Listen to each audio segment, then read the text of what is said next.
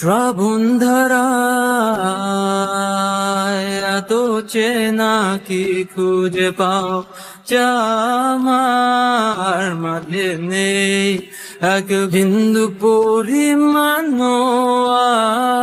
আমার সরল রেখার চিন্তাধারায় আড়াআড়ি করে দাগ কাটো কেন, নাকি কাঁদিয়ে আমাকে সেই চোখের জলে ভেজো তৃষ্ণার তোর হৃদয়ে শুধুই আমি মরিচিকার মতো।